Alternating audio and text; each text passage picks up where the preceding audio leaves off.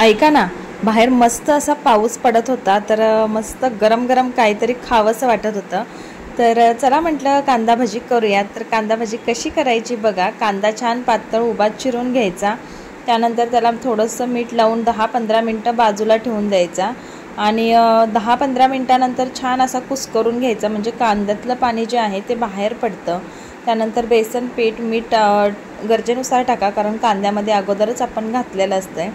आणि कांद्याच्या पाण्यामध्ये छान असं पीठ मळून घ्या. त्यानंतर त्याच्यामध्ये ओवा आणि आवडीनुसार लाल तिखट टाका. त्यानंतर थोडासा सोडा टाका, अगदी चिमूटभर टाकायचं आहे, जास्त टाकू नका. आणि पुन्हा एकदा मस्त मिश्रण मिक्स करून घ्या. आता एका साईडला तेल गरम करायला ठेवलेलं, तर वेडे वाकडे छान असे कांदा भजी टाकून घ्या आणि मस्त कुरकुरीत होईपर्यंत तळून घ्या.